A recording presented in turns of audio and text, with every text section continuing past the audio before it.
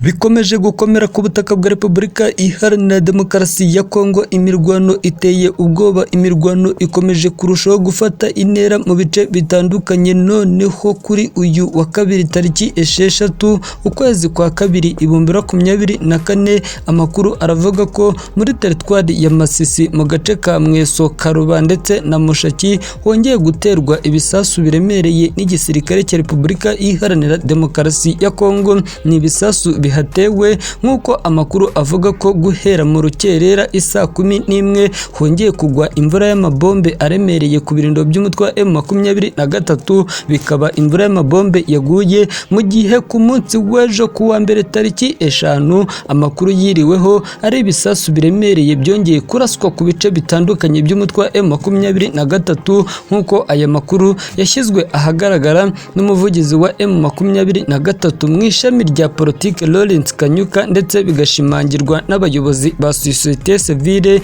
haba uwa Mweso ndetse no mu gace ka Karuba. Bashimangiye ko imvura y'amasasu yongeye kugwa ku birindiro by'umutwe wa M23 arimo arasukwa n'indege y'intambara ya Sukhoi 25. Ni ya ndege igenda ku bushobozi bukomeye cyane, dore ko izi ndege zifite ubushobozi bwo guheka ibisasu byinshi. Zikaba ari indege zaguzwe mu bihugu birimo Uburusiya, nk'uko leta ya Kinshasa yakomeje kugenda igaragaza ko izarasisha izi ndege paka yirukanye umutwe wa M23. Ni ibitero bije nyuma y'uko mu nama ikomeye cyane yahuje guverinoma y'i Kinshasa, inama yari iyobowe na Perezida Felix Antoine Tshisekedi, Minisitiri w'Ingabo za Repubulika Demokarasi ya Kongo Jean Pierre Bemba yahamije ko inyeshyamba z'umutwe wa M23 zihagaze zemye, ngo kuko leta y'i Kinshasa ibiteguro byose yateguraga kuri uyu mutwe wa M23 bikomeje kuba imfabusa. Uyu mutwe wa M23 ngo ukomeje gutsinda igisirikare cya Repubulika Iharanira Demokarasi ya Kongo.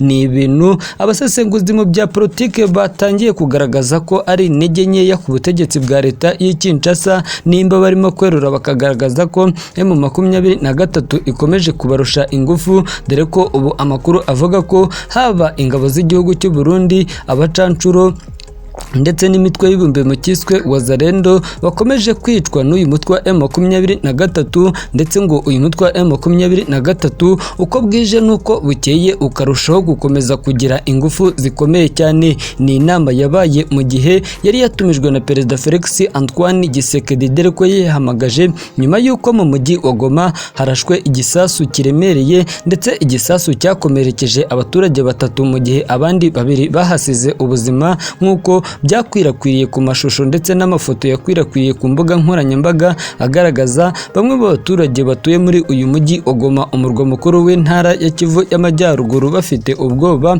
biturutse ahanini no kuba imirwano ikomeje kurushaho gufata intera ikomeye cyane, kandi ariko ikomeje kurushaho gusatira uyu mujyi wa Goma. Iyi mirwano tubibutse ko yahuje umutwe wa M23 ndetse n'igisirikare cya Kongo FARDC itarimo irasiba kumvikana mu gace ka Isake, ahabarirwa mu birometero 27 winjira muri uyu mujyi wa Goma, ndetse bikaba imirwano ikomeje guturikamo intwaro ziremereye, dore ko M23 irimo irashinza ingabo z'igihugu cya Tanzania zaje mu butumwa bw'umuryango w'ibihugu byo mu majyepfo ya Afurika SADC, dore ko ingabo za Afurika y'Epfo arizo zo ngabo zo muri uyu muryango zageze ku butaka bwa Repubulika Demokarasi ya Kongo ku cyiciro cyazo cya mbere tariki 15 z'ukwezi kwa 12 2023. Turajya gutubibutse ko imirwano ikomeje kurushaho gufata intera ikomeye cyane, yongeye guhagurutsa ibihugu bikomeye cyane.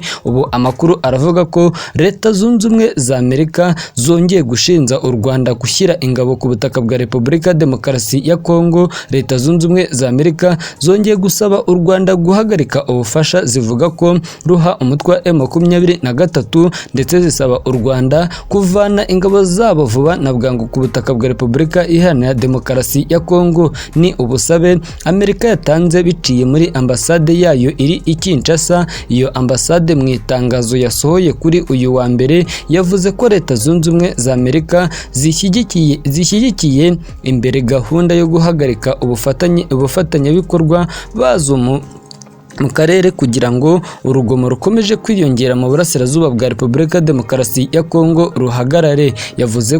Yavuze ko inasaba imitwe yitwaje intwaro yose guhagarika intwaro no kurambika hasi intwaro, by'umwihariko M23 ngo yafatiwe ibihano na Leta Zunze Ubumwe za Amerika. Repubulika ya Demokarasi ya Kongo imaze igihe kinini ishinja u Rwanda kuba ari nyirabayazana w'umutekano muke muri mu burasirazuba bwa Repubulika ya Demokarasi ya Kongo, by'umwihariko ngo rutera inkunga umutwe wa M23. Ni ibirego cyokora u Rwanda rwakunze guhakana, ahubwo rugashinja Kongo gucumbikira no gukorana byeruye n'umutwe wa FDLR umaze igihe ugambiriye guhungabanya umutekano ndetse no gukuraho ubutegetsi bw'u Rwanda buriho. Raporo z'impuguke z'umuryango w'abibumbye muri Repubulika ya Demokarasi ya Kongo zimaze igihe zisohoye cyokora zishimangira ibirego by'iki gihugu ko gikorana n'umutwe wa FDLR ukomeje gucura umugambi wo gukuraho ubutegetsi bw'u Rwanda.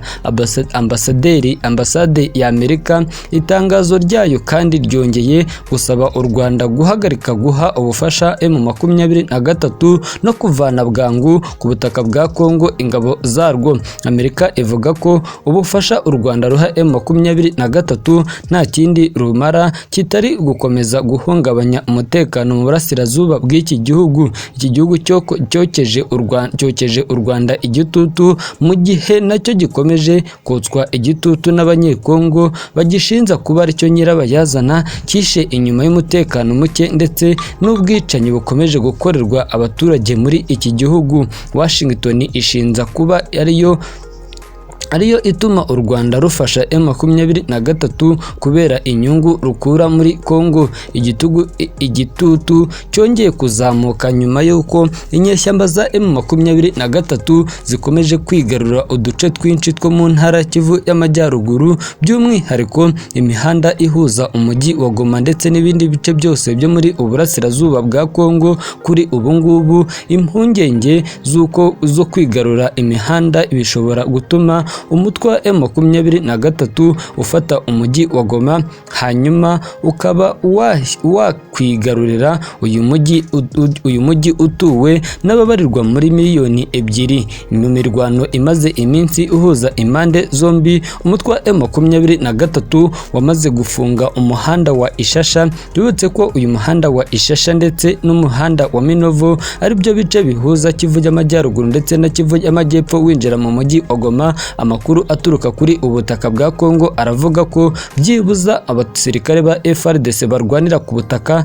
nta nzira basigaranye ica ku butaka yinjira mu mujyi wa Goma cyangwa isohokamo, usibye inzira y'amazi cyangwa inzira yo mu kirere cyangwa bagaca ku butaka bw'igihugu cy'u Rwanda. Ubu M23 yamaze gufunga izi nzira, ari nako imaze iminsi yerekanye abasirikare b'u Burundi yafatiye ku mirwano imaze iminsi bahuza, dore ko M23 irimo irabikora ngo mu rwego rwo kugaragaza ko ihanganye bikomeye cyane n'ingabo z'ibihugu zaturutse mu bice bigiye bitandukanye. Amakuru aranavuga ko hari indi batayo irimo abasirikare barenga 600 b'igihugu cy'u Burundi buriye indege barimo bageze ku kibuga mpuzamahanga mu mujyi wa Goma baze guhangana n'uyu mutwe wa M23 nk'uko bagenzi babo bafashwe na M23 banabitangaje. Reka tubashimire inshuti mwiyemeje kudukurikirana kuri hano makuru tunyuza hano kuri urubuga.